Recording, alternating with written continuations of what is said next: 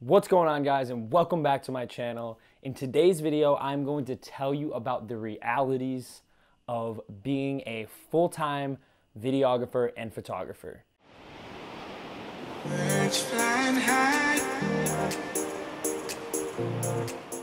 First off, I want to say I am not an expert by any means. I don't have all the answers, nor do I claim to have all the answers. I'm just sharing with you what I have learned in my own experiences and what I've gone through, the challenges and the difficulties, as well as the successes that I've gone through on my own journey of being a full-time videographer and photographer. I started off a little over a year ago freelancing full-time as my means of income. It was tough. It was a tough choice. Before that, I was living and teaching English in Korea after graduating college, so that's how I made my money.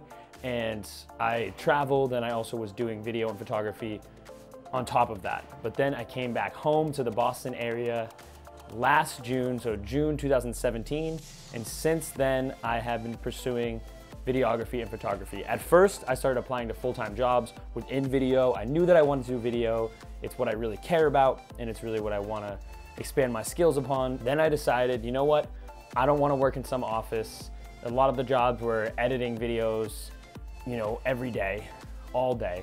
And that's not really what I wanted to do. I do like editing videos, don't get me wrong, but I wanted to be working for myself and doing really what I wanted to do. And that's telling stories, capturing video, capturing photography, and then using that to, like I said, share someone else's story or convey a certain emotion. And on top of that, I want to make that my means of income. By no means is this the only way to do it. There are plenty of people that are successful by working another job and then saving up money so they can buy gear and do it that way. I just couldn't do that. I can't use my time in that way. I have to spend it all getting better at video and photography because that's truly what I want to do. Again, it's not the only path. I don't have all the answers, but I will share what I do know. One of the biggest things you can do to start off is just work for free. Do you want to work for a certain company, or are you interested in working with certain people? Start working for free and create stuff without expecting to be paid at first. Once you do something that is recognized as valuable, then you can get some recognition with that person or that company. And yeah, if you work for free at first, you build up trust with a person or a company, and then if you over deliver, you give even more than they're expecting, then they really will appreciate it and they'll really enjoy working with you, and then they'll hire you. And I've had this experience happen with myself, and it's something that I learned along the way. Of course, in today's day and age, social media is important, and you should place some emphasis on using social media and getting your work out there. I use primarily YouTube and Instagram, and those are my favorite platforms. I probably use Instagram the most. I'm trying to be on YouTube more often, but my gigs this summer and a lot of the personal stuff has been getting in the way of making YouTube videos because, as you guys know, it's extremely time consuming to do it. But I'm happy about the fact that my gigs are the reason that I'm not able to do YouTube as much as I want to, because I'm getting paid and making money and getting better at video and photography. That's what I would recommend. Like I said, working for free, and then using social media, yes, but you don't want to place too much emphasis on social media. That is what the point that I'm trying to make is, because if you spend too much time on social media, you neglect the most important thing that you can do for yourself if you really want to do this thing full time and you want to be a freelancer, or better yet, want to be a video and photography business. That's probably the better way to approach it as a business. And if you really want to do that, you need to network. Networking. That is the biggest thing. And social networks are not what I'm talking about. I'm talking about face-to-face networking and meeting people. Since coming back home to Boston last June, up until now, that has been the biggest thing for me getting different jobs and getting clients. Just networking and going to photo meetups and some of these things I coordinated over social media, but I used the social media as a tool and then met up with people in person, showed my face. And honestly, that is how you get the most opportunities. It's by getting out there and showing your face and really using that passion or conveying that passion through your emotions and your face-to-face conversation with those people. And the world has opened up literally for me by just getting out there and making it a point and being very intentional about networking with people that are doing it. Surrounding yourself with those people. Surrounding yourself with people that are creative and that really are dedicated to what they're doing. And that has made the biggest difference for me. Being around those people, it gives you motivation, it gives you inspiration, and it also gives you encouragement. And that's something that you really need sometimes, because this path can be very difficult. And I can attest to that. This past winter time for some of this stuff is when it can slow down. So for me, it slowed down this winter. I didn't really have too many gigs going on. And one, I was so new to it that I didn't really know how to go about getting opportunities and how to create opportunities for myself. I got down about that. I was bummed out during the winter because there wasn't enough jobs that I was getting and I wasn't really making much money with it. And that self-doubt creeped in. But since then, I've really focused on the networking and focused on getting my mindset right. That's another tip, is just getting your mindset about the whole thing right. Because when you have your mind right and you realize that you create the opportunities and you can actually build your future by having positive and reinforcing thoughts and being around the right people, yeah, that kind of got me out of that dark winter that I kind of had in some aspects. And I just kept hustling, kept taking any job that I could get. I just took any job I could get in video and photography, and honestly that made all the difference. And I'm not by any means making hundreds of thousands of dollars, but now I'm actually having gigs coming in on a consistent basis. Again, it has to do with that networking and using it in the right way, showing people who you really are and focusing on that, and also being persistent and having the right vision and mindset. Persistency is honestly the most important thing in any pursuit.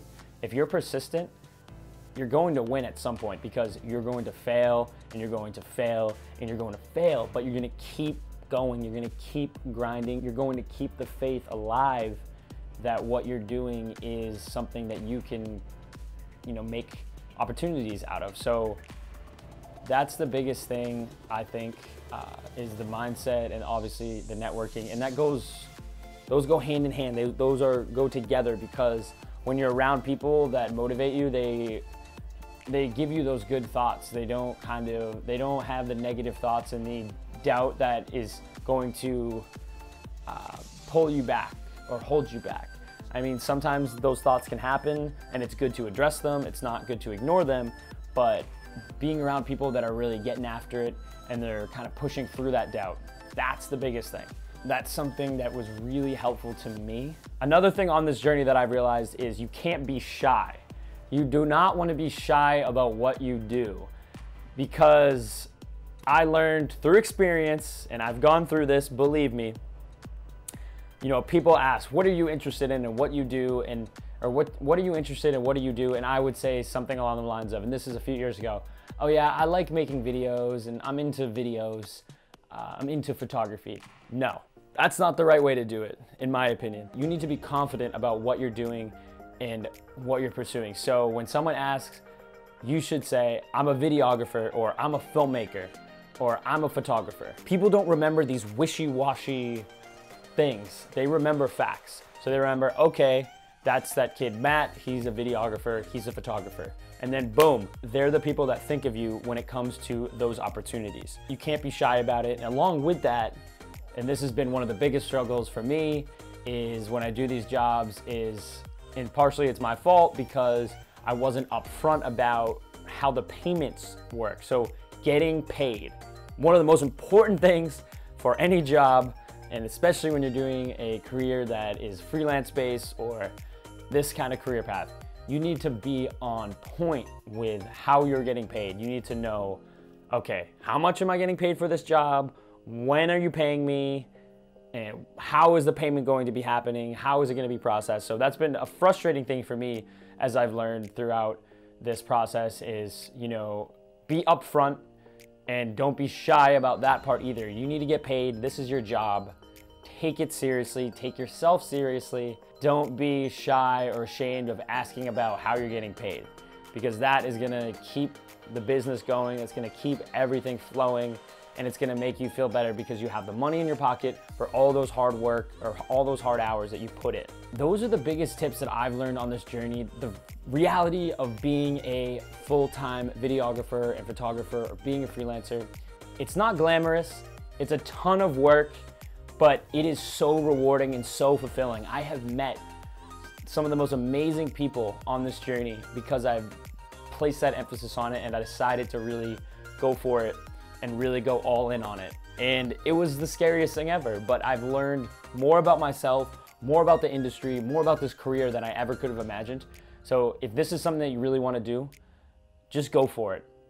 But be prepared for the things that you may not predict. One last thing that I want to mention, one last tip is you got to become business savvy. If you have the creative mindset and you want to do it full time, you cannot just have the creative mindset. That's where it's just a hobby, and that's okay. If you want to do it as a hobby, that's really dope too.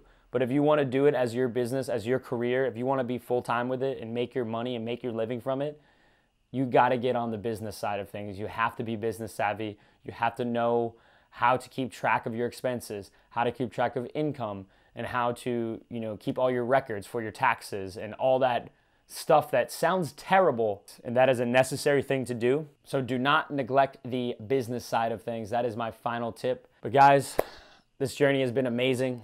I'm happy that you've been along the ride with me on this crazy journey through life, and thank you guys so much. I'm so grateful for what I'm doing, and there's so much more to come in the future. I'm just stoked on what's happening, so I hope you guys are too. And if you have any questions, comments, drop them down below. If you're on the same path as me, let me know. I'll try to help you out in any way I can. I'm here to help other people. And that's really what it's all about, is using your craft, using your skills to then help other people. And that's how you really make it work, and that's how everything flows. And you know, that's the way the universe works. That's what I believe. So anyway, guys, reach out to me if you have any questions, and I appreciate you guys watching. Thank you.